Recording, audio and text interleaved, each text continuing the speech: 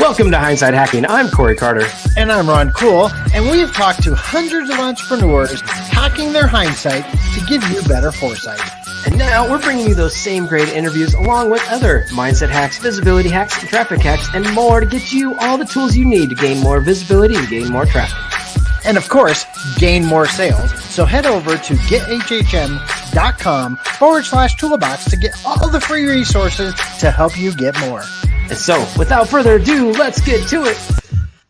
All right, everybody. Welcome back to Hindsight Hacking. And today we have a very special guest, Miss Emily Murphy. Now, if you have any kind of New Year's resolutions, any kind of fitness goals, weight loss goals, then this is the episode that you need to tune in for. And Miss Emily here, she actually has multiple things helping clients all the time. If you pay attention to her stories, every single one has clients' major success happening right there in front of us. And she even has a new app out there just to help you, which I'm sure Ron and I might need to get access to at the end of this show. So Emily, thank you so much for joining us. Thank you for having me. And Happy New Year. Yeah, no kidding. We're excited to have you. I know we kind of started chatting before we started, but we'll get into that in a minute. But before we get in kind of too far into the interview, why don't you take a minute and kind of give everybody a little bit of a introduction to you?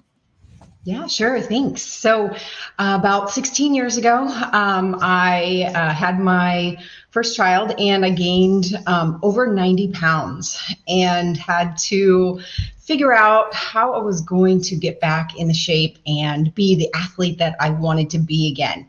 And so I started just diving into research and figuring out how the body worked and nutrition. And there wasn't the internet. It wasn't very, information wasn't as readily available on all these topics as it is today. So I was at the library studying. I bought courses and went and studied with somebody that, you know, had dealt with food sensitivities and how food reacts in the body, which was really unique back then. And just opened up my world. I totally geeked out on it, lost my weight. And as I did, I lived in a small town where people started asking me to help them. And from that, I started putting on seminars and started training in gyms. And it just evolved into this huge passion for helping people and showing people that they can be healthy in any walk of life. And it can be really easy, like with some of the hacks and the things that I do also. Did I hear that right? Did you say 16 years ago? Yeah, 16 years ago. He was like 12 and a half, I think. Yeah, I would never have guessed you have a 16-year-old. So, man, crazy. Awesome. And then 90 pounds. Like, I know my wife, she's smaller and she gained 45 and, she was beautiful and amazing. But she felt it. She felt every second of it. And the challenges that brought on made during her second pregnancy, she was conscious of the food the entire time because of it. And so how do you tell women that are, specifically now pregnant or just finished, having a baby? Like, what do you tell them to just keep them positive, keep them motivated, and keep them to know like they can have the body they want back, by just doing a little bit of work or a lot of work afterwards? Yeah. And sometimes, the body changes and the hormones change and everything. And then my fitness has evolved as my body has changed too over the 16 years and, just figuring other things out and realizing that relationship with foods matter, how you grew up matters, how you, look at exercise and food, what your take on it is some people look at it purely as entertainment or to fix their feelings or, to gather with loved ones and things. And other people look at it as fuel and how to maintain a body that you love and that will work for you and promote longevity through your life. So you you're feeling good at 70, 80, 90, and we're not all broken down and, full of disease. So it is a crossover, and that's what I like to teach in my program. And that's why it's a little different than just dieting. My coaching program is a shift in mindset around these things to where you feel like you have control and you're not on a diet at the same time, though. You just have the control to be able to move forward and reach your goals. Oh, I love that. So let's I'm going to go back to our conversation that we were having. So we were talking about before we started the show that, it's New Year's. Probably by now, most people have stopped their New Year's resolution. And this is like the first time I have not stopped. Right. So what I was saying is I've had an Apple Watch since, I don't know, forever. Okay. So when it came out, I had an Apple Watch. My wife got me one, and I was like, I'm going to get healthy because they have these little rings, and I'm going to make sure I hit all the rings. That was like a game, right? And so this whole month, I have hit all 3 rings every single day without missing. I've been exercising every single day. But what's crazy is you get these little awards. You get like little badges for hitting something. Isn't it amazing what we will do for these little things? Yeah. It is. So I get this award. That I closed my exercise ring 7 times. I was like, oh, that's exciting. But guess what? It was the first time I've ever done that. And I was like, what? I've had this watch for how many years now? And that's the first time I've got that. I've got it twice now. But all right, I was shocked how something that has been on my wrist, that's actually why I bought it, I don't even focus on that. Like, how do you help people stay, one, I would love to get your take on all of that, but how do you get people to stay focused on what they're trying to achieve? Well, that's a good question. And it's hard to, first of all, is figuring out, why you want to do something. And usually it's, of course, when people get to the point where there's enough pain for you there, right? And there's something that's been presented to them that is, no longer they're able to deal with on a daily basis. It's showing up in their life. And they no longer want to move in that direction. But of course, positive changes they're not always positive, right? So you decide you want to make a change, and then the next day it doesn't feel so good when you're doing the thing, right? You're like, screw this. So it is, of course, in the first part of my coaching program, just finding out somebody's commitment and their reasons why. And usually it can't be one reason. I like my clients to make lists of reasons of why they would continue to do something, because you need different whys at different times, right? You're just wanting to look great might work, when you have to go to the gym and there's nothing else to do that day, right? But that why might not work when, you're sitting in front of your grandma's homemade lasagna and, you've got some accountability and to weigh in the next day or take some pictures, and it's, time to make that decision. You might have to go 4, 5, 6 whys deep for that one, right? And so it's just real important to know why you're doing something and to lay it out and have it in front of you. Just like anything, if you're going to be successful, staying focused on the goal and the reasons is real important. I love that. And so often, honestly, I don't think anybody's ever talked about a why in anything, because you relate that to, or everyone talks about a why for a business or whatever you're doing, but nobody talks about it in the sense of there's multiple reasons. Like there's more than this one reason. Why do I do this? To provide for my family. Yeah, that's part of it. There's so much more. There's so much more to that. So I love that. Thank you for sharing that.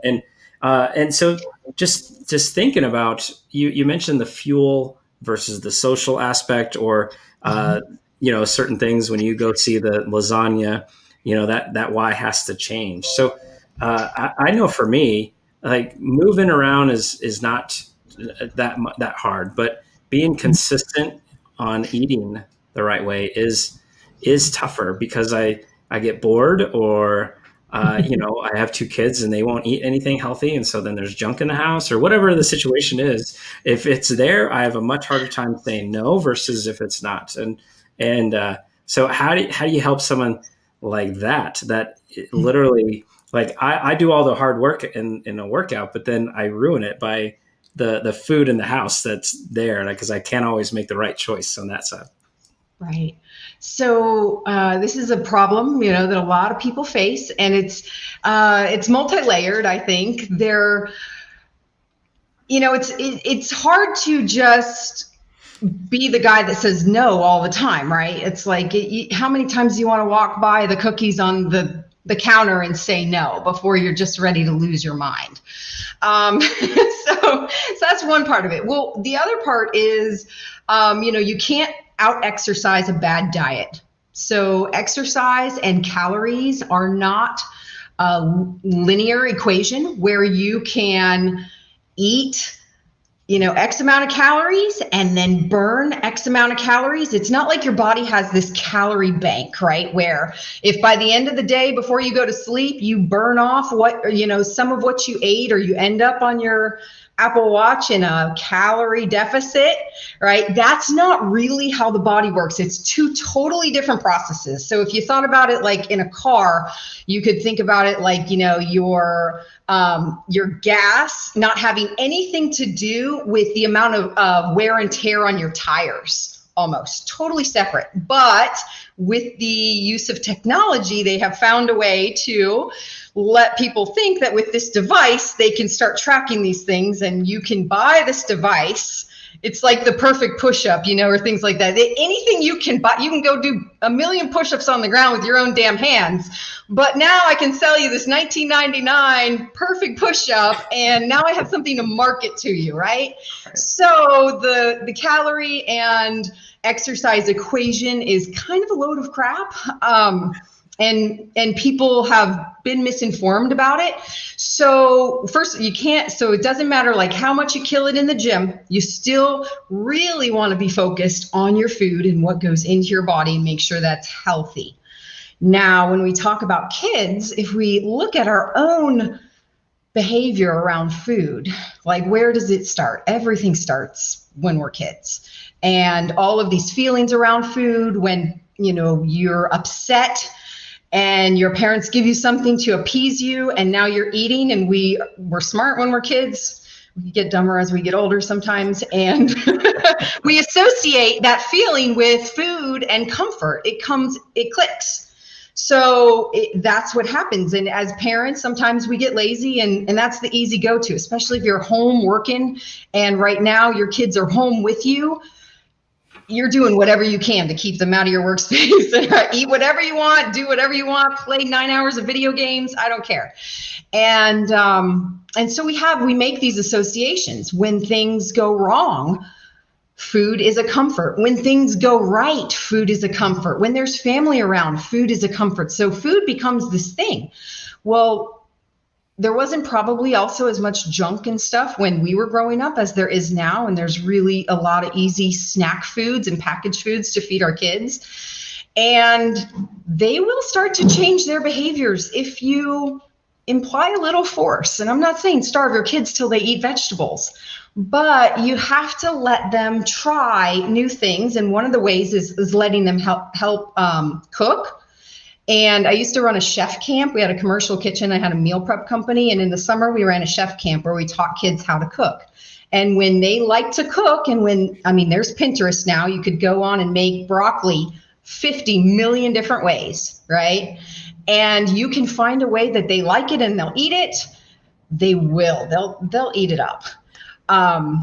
What we don't want is to leave our kids, 30 years from now having to call somebody like me because they're used to eating goldfish and chicken nuggets and they don't know how to eat other things, right? You're saying that's not good? Is that a bad one?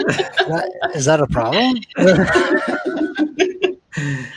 I mean, I know adults who eat chicken nuggets and things, and that's they're addicted to fast food, or it's just a way of life now because it's convenient.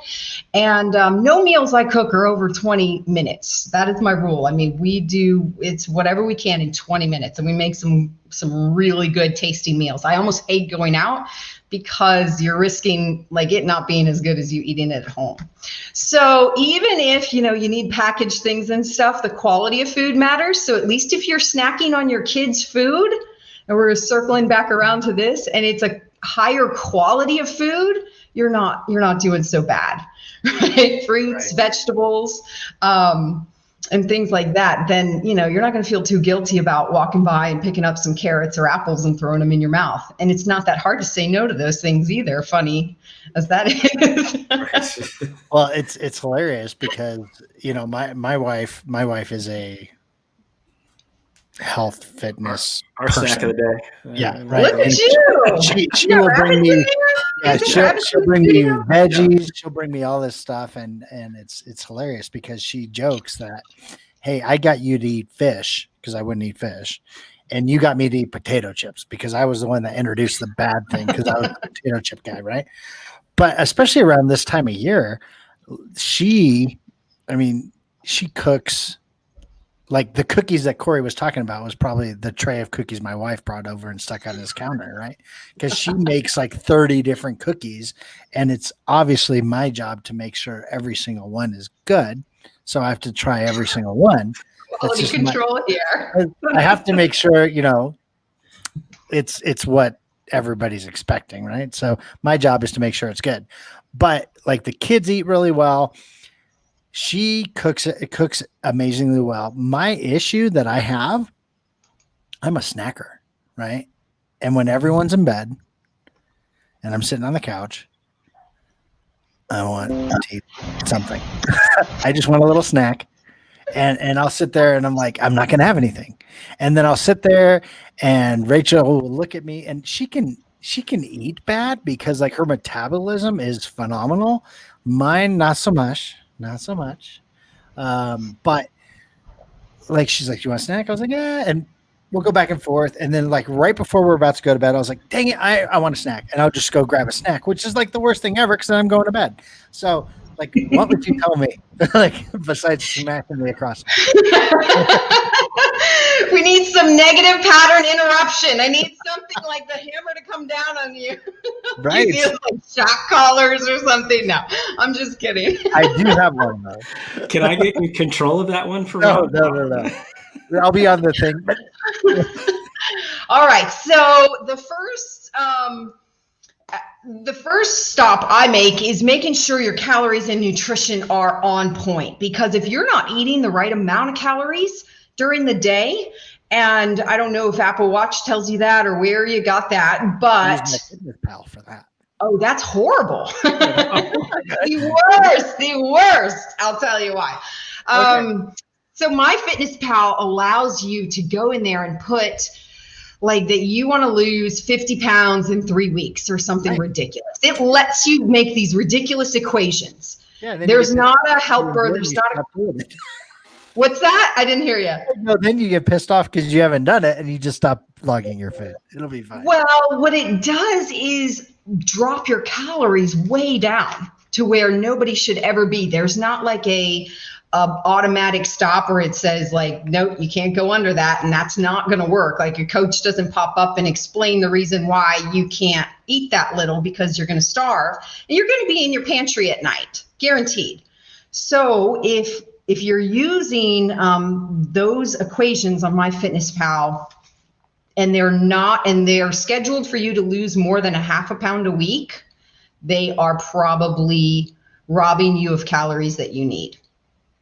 Now, so yeah, MyFitnessPal is the reason you're looking at my phone. It feels like you're looking at my phone. Now the reason that also equations like that don't work, and I teach intuitive eating, and we start with a template, and I go back and forth with my clients and explain to them what biofeedback they're looking for, as in hunger signals, because hunger signals are okay, and that's our body telling us we need more of something, more nutrition, right? And sometimes when we're super busy running our companies, doing all the things we need to do during the day, our hunger can be suppressed by the hormones, by the adrenaline, by the things that are going. Some people are drinking coffee all day to keep going, or whatever it is. Yeah. So if you're feeling like your energy is low and you're needing more coffee, you might need more food and not just celery. So so if you are going to the pantry at night, I can almost guarantee your food intake is way too low during the day. And your body is sending you those signals to get up and go to the pantry. It knows there's food there. It knows you don't have to go hunt for it or whatever. Now, if you have the right amount of food, so then my clients move to a stage where they have the right amount of food and they start making their way to the pantry anyway. And then we start looking at habits and what, just clicks and what I've been doing for the last 15, 20 years to, cap off the night and help me feel more relaxed and whatever it is.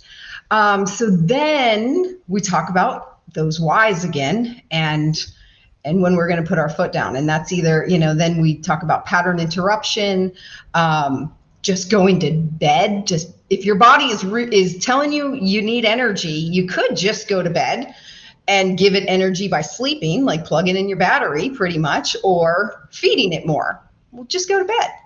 Sometimes that's hard though, because we like the gratification of the snack. Yes, it is funny how the habits of anything kind of compact in a day, and then by the end of the day, if you've had anything kind of go wrong, whether it's sleep from the night before or no movement or too much coffee or too little water or whatever the situation is, right? Like everything kind of adds up and makes it harder to say no. And if you have the stuff in the house, then which I know I do, it makes it even that much tougher. So, all right, but let's shift gears a little bit because I want to talk about, the coaching that you do, and is it like, do you typically get somebody for 8 weeks and you build a specific plan, or is it group focused on the fitness and the nutrition? Or walk us through like what's the kind of the whole thing? If Ron and I came to you and what would we get when we come see Emily? Well, so I have 2 levels of my coaching program. I have a group coaching where I show people in a group setting how to start to manipulate their own food plan based on intuitive eating practices and what their body is telling them. Sometimes based on people's schedules or their activity, they can. Another thing MyFitnessPal might do is tell you to eat a certain amount of calories each meal and spread each meal equally. And sometimes our bodies just don't work like that. Metabolisms are different, activity is different, schedules are different. So it might be better for, me to eat a big meal earlier in the day. But Ron, it might be better for him to eat a bigger meal at night, because that's when he has time to sit down, be relaxed around food, not throwing food down while you are in front of a screen, which is one of the worst things you can do, is mindless eating, right? Not even processing and knowing that your food is going into your body. Ron, Corey sent me a checklist of things that Ron does. Yeah, I was like, what is going on? Like, I feel like Corey and you had a conversation before. No, this is everybody. We get used to it, and then what do? We're on our phones, right? And we're in our screen. We don't even know what we're doing. We're eating. Something good pops up. Something bad pops up. That association comes right back. And that food is the comfort and the gratification and the association with either one. Right. So if we put the phone down, we stop these and we start like being intentional and in control of our thoughts around food. And so like I said, in my group program, I do this in a bigger setting where people manipulate their food on their own. And we do check-ins every other week, and they can ask questions in the group and things and get their exercise programmed. How it will fit into their lifestyle and around their schedule, something they will do, which is really important. Also, just like the food. And then my intensive one-on-one coaching is a lot of communication with me. This is for people who have, well, I think everybody has these issues, but these are the people that are really ready to go after these deeper issues around food and want to separate themselves from this relationship that is holding them back and will show up, of course, in a lot of other areas in their life. So there's a lot of one-on-one communication and working through these things to separate and break up from your diet, break up from that relationship where food has a hold on you. And that's what I do. Cool. All right. So I have kind of two questions, so I'm going to cheat. Sorry, Corey. But since clearly this is all about me, so all right. So is it better to be consistent, like the time of day to exercise? So that's question one, or does it matter as long as you just do it? And is there a right time or wrong time to weigh yourself? Well, I think I'll go to the second question first. I think the right time is usually before. People like to weigh themselves before they have anything in their bodies or on their bodies. So first thing in the morning is probably, don't go get on the scale after you've eaten all day. I mean, that'll send you, for a loop. Yeah. Our bodies naturally hold the volume of food and water we drank and ate for the day. And so it's not like you just put on 5 pounds of fat. But people do that and send themselves into a tailspin, and I also have part of my course is the scale method, which I have put together a step-by-step, day-by-day way for people to, I call it, have little acts of courage by stepping on the scale every day and not beating themselves up, carrying on with their plan, whatever the weight says. And I don't know how it is with you two or with guys in general. I deal with a lot of women who will step on the scale and immediately just start hammering on themselves about how bad they are, how ugly, how fat, how just all these really like sad, hurtful things that they associate with this number that they see. And my program teaches you that is just data, right? And we practice that, and we practice it together. And so first thing in the morning on your question, but and just to tell you, like to have people weigh every day because the scale is great for to let us know how our bodies are reacting to the foods we ate before. Because if you gain a few pounds that you don't shed off in a few days, that means that those foods could have caused some inflammation in your body that it's not easily getting rid of. And so it can also show us things like food sensitivities if we pay attention to what we're eating and the number. So the other question was about exercise and what time. Just so you know, usually when I see the number I don't like, I just go in the corner and curl up in a little ball and cry for at least 3 hours. And then Corey calls me and goes, "Are you going to work today?" I was like, "I'm not done moping." So that's usually how I handle that. But and when people don't see the number that they want, they don't usually go back to the plate of celery. I guarantee you. It's got to go right to M&Ms, right? Right. They use the thing that they've always used when they feel bad. Of course. So you're doing the thing. That's why I said we're smarter as kids sometimes. We have this stuff figured out and then we get worse. But in exercising and the time of day, really at this point, as adults, it's whenever you can fit it in. It really, of course there are, times where your metabolism might be higher. And if you're fasting or things and your body's ready for that, then it can be more beneficial than not. But for most people, just get up and move and get something in during the day and plan it. Don't just wait till, you especially as entrepreneurs and people that are working on their own business, there's never a good time, right? We have to schedule everything and it has to be intentional or it won't happen. Yes, the planning, the consistency, just do it for many of us that are sedentary way too much of the time. And so, for me, I kind of did this whole habit stacking thing in 2020. I started with 5 minutes. I started with push-ups, and then 20 push-ups. Okay, done. And then I built it up to 5 minutes of activity.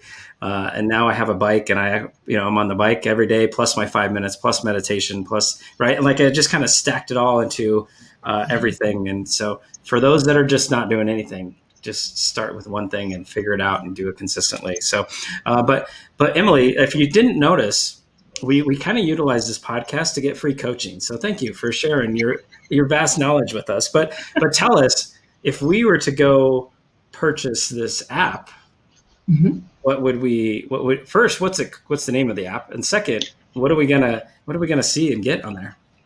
So the app is called Go Get 'Em Fitness. M is a nickname that I've had for years as Emily.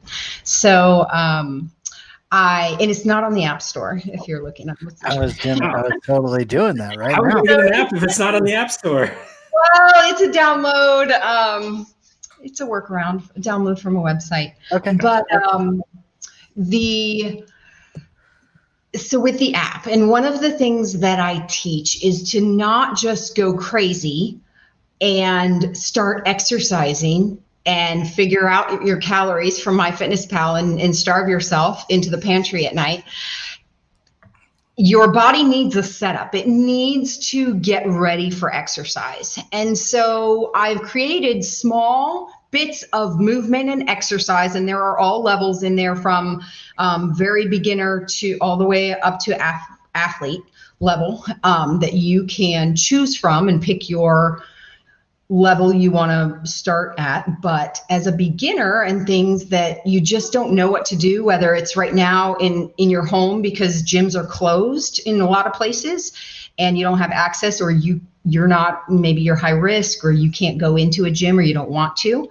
So there are options there for you to be able to use things around your house as weights and just move your body and get in shape. 15 to 20 minute workouts. And this is so you don't just go hurt yourself and kill yourself. And for a lot of women, weight loss can also be hormonal, and we can throw our hormones even farther out of balance by deciding we're going to do something and then going ham, 60 minutes a day, 2 workouts a day, whatever, in the gym every single day, or doing something, running 5 miles at a time, never ran before in your life, things like that, right? So it's a good starter for anybody that's just ready to start moving, that doesn't know how to move their body.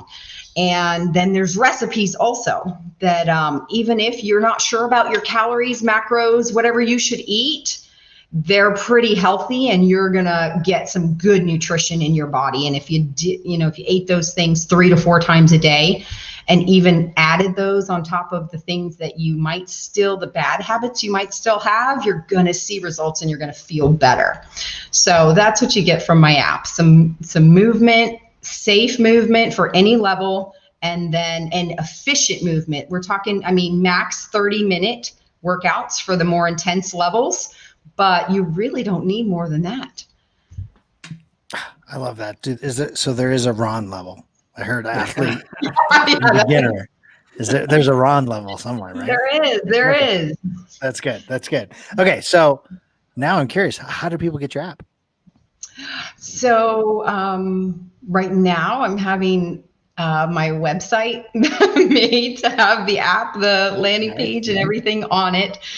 So this was something I had to launch the first Monday of the new year, but have everything kind of following behind on the setup. So I do have a link, and I can give you guys a link to post.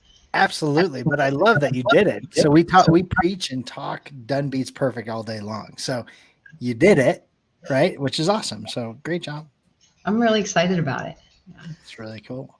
All right. So, at the end of the day, you have now built this business helping people at the Ron level and all the way to the athletes. And you've got the coaching from the group to the private one-on-one stuff. You've got this app that just released. Kind of walk us through the entrepreneurial stuff, and walk us through, and hindsight's 2020, right? Like, walk us through what have you learned that our audience just needs to know if you're an entrepreneur. what do you need to know to make sure to stay into the right health that you need? Or B, what do you need to know to skip a mistake that you made as an entrepreneur to help kind of somebody, leapfrog some of these things? Because I know Ron and I have made our fair share, and we try to share all the mistakes so that way those hearing our mistakes actually can skip those. Yeah. Well, for one, your health as an entrepreneur is going to be, and even I find myself sometimes putting it on the back burner, and it's really ironic. And I have to tell myself, get up from your desk and go move your ass, because you're not going to be better if you're sitting here for hours and hours, not eating the right things, not planning your food, getting the right nutrition, a little bit of sunlight. They say we're just like advanced plants, right? We need these things, and we don't do them for ourselves sometimes. And we prioritize other things ahead of them. So having a coach or a system in place where you can get the hacks you need to fit it in makes it really simple and easy. And then as an entrepreneur and building this business, where do I even start on that one? Nice. There's so many parts to it, and in this digital marketing world, I'm still a baby, I feel like, and I'm still learning my way, but hiring coaches and having help, just like I preach doing, getting somewhere, faster than you would on your own, of course, with a way that's paved in front of you, and following the success of other people is just so huge. One of my biggest things that I'm diving into right now, and that's helped my business, is connecting with my audience through content and learning. I feel like at my age is there's a little disconnect there when you see these young influencers who are willing to go live and have their lives all over social media, and people love it and they follow. It's a very foreign thing. I'm 38, so I feel like it's different for me. I feel like it's not really something that's comfortable for me. So I have found my way to show my life and my journey in a way that is comfortable, and I'm getting more comfortable doing that and growing into my space in the industry. And that's been really fun. And just, learning how to connect with your audience is just so big. And I didn't do that at first. I think at first, my first coaches kind of taught me, go out there and throw out what water does for your body, and what, basic personal training, just basic shit. And that gets you pretty basic leads and basic people asking you, silly questions, and not wanting to, really understand and know what your real true course and coaching is and it's about. So I wish I would have done that a lot sooner. Just dove into, learning how to connect to my audience, and if I would have found, and that also came with the right coaches also. So, right.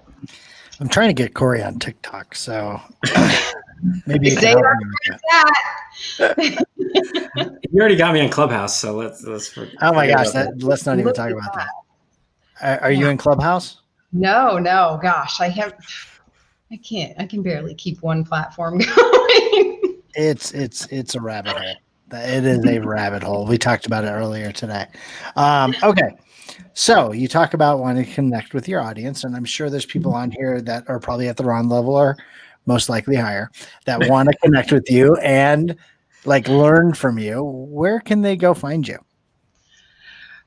So they can find me on Facebook, and my website should be up, maybe.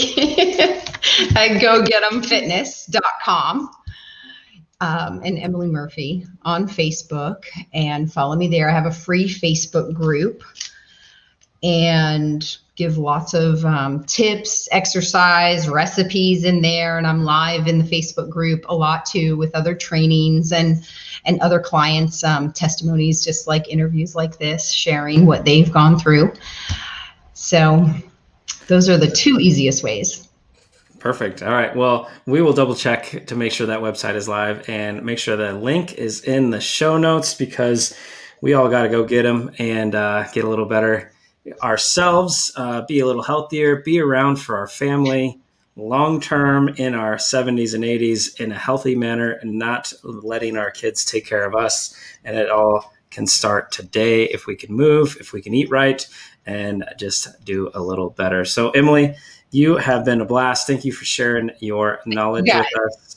And we can't wait to learn more. And, you'll probably see a couple of usernames of Ron and Corey down the way with your app. So, most likely. All right, guys. Thanks, Emily. Thank you. All right, everyone. I sure hope you enjoyed getting to know Ron's level of fitness and nutrition, but I'm sure Ron has a couple of takeaways. Yeah, I got two takeaways. Corey, I got to stop sharing my activity with you on my Apple Watch. That's the first takeaway.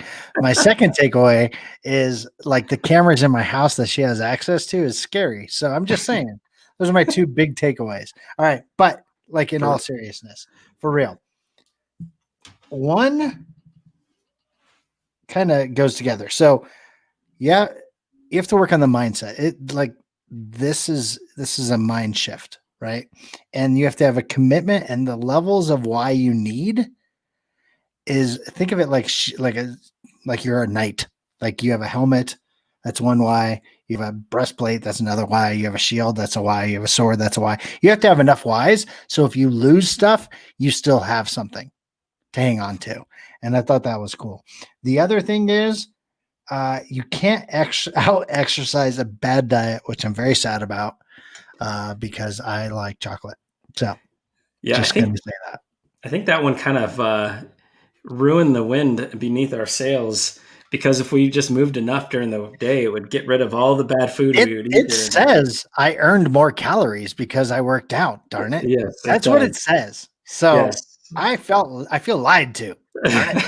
Darn my fitness pal. All right, but two other things from Emily. One, you got to be intentional, right? Like, this translates to whether it is for your business, for things you want to achieve, things you want to learn, things you want to do, how you want to be as a spouse or a parent or a son or a daughter, like how you want to do it with anything in your life. You got to figure out a way to be intentional. So, all right, Emily, thank you so much for joining us. It was such an amazing interview. And to everyone out there, if you're not watching this live, why not? Come on, head on over to facebook.com/groups/now22 and catch the shows live. Or, we'll be on all your iTunes, our podcast listening platforms, iHeartRadio, Amazon, Pandora, I don't know, wherever you can find a podcast, we are probably there. Most likely. I think we're everywhere. All right, guys. Thanks for being the best part of the Hindsight Hackers community.